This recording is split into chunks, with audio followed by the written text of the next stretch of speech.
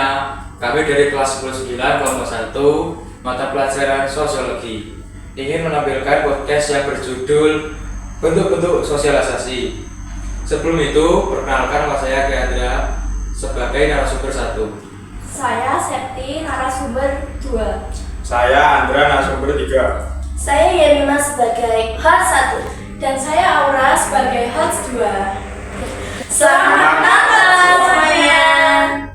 Halo Sobat Belajar, kembali lagi di podcast Ngobrol Cerdas bareng kita. Kali ini kita bakal bahas topik obrolan yang katanya agak serius nih. Tapi tenang aja karena kita bakal bahas dengan gaya yang santai. Iya, bener ya Mima. Kita bakal bahas tentang nilai sosial, norma sosial, dan sosialisasi. Tapi jangan khawatir, nggak bakal kayak ujian semester kok. Iya dong, karena di sini nggak ada ujian, jadi cuma nilai sosial yang ada.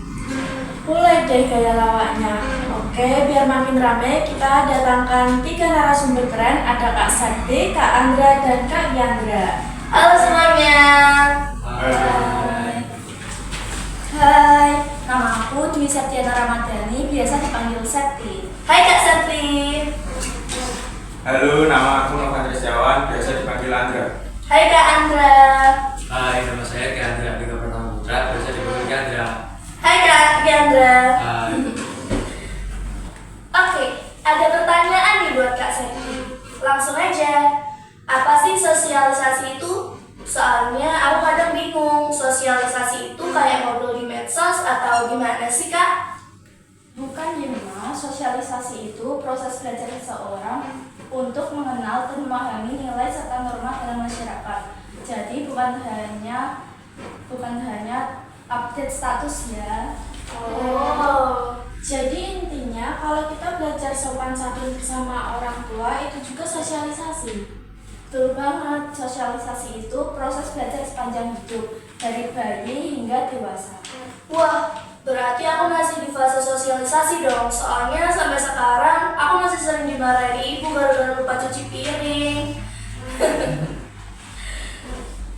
Nah, Yandra, kamu ini masih sekolah nih. Kamu ngerasain bedanya sosialisasi di rumah sama di sekolah enggak?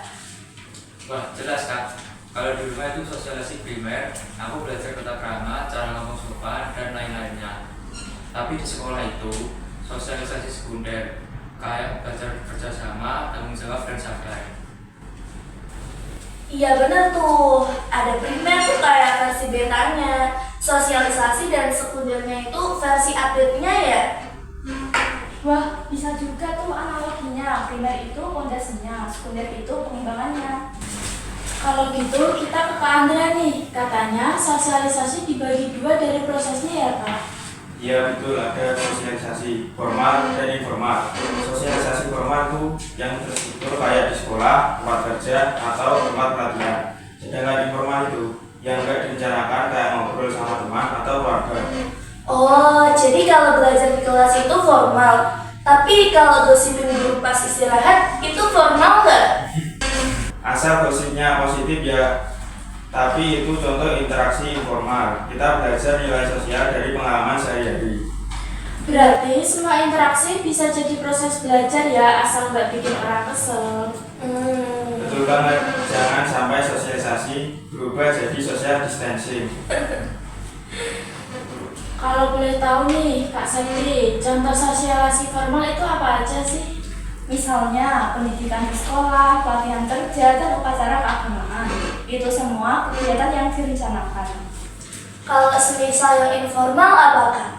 Kayak interaksi di rumah, nongkrong sama temen, atau belajar sopan santun lewat pengalaman. Kadang nggak sengaja, tapi efeknya besar banget.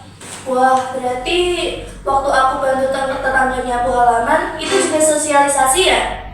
Asal bukan nyapuin biar dapat gorengan gratis aja ya. Jadi kesimpulannya, sosialisasi itu proses penting biar kita bisa hidup rukun dan saling menghargai. Iya, dan ternyata belajar nilai dan norma itu bisa di mana aja, dari rumah, sekolah, bahkan dari obrolan santai kayak gini.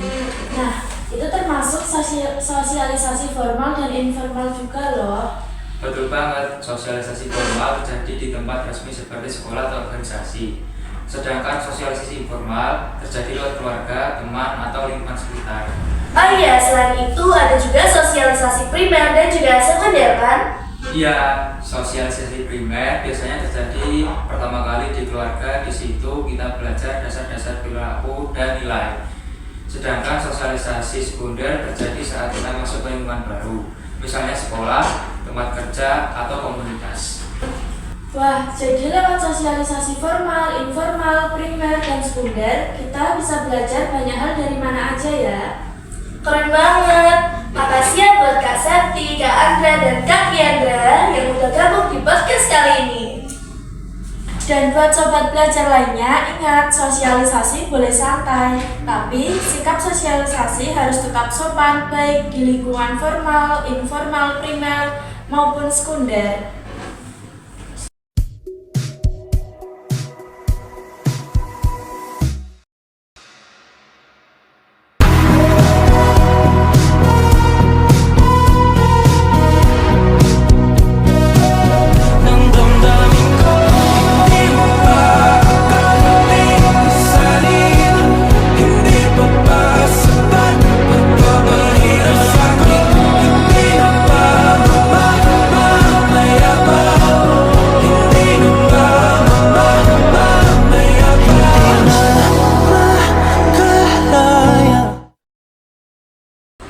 Sekian podcast dari kami.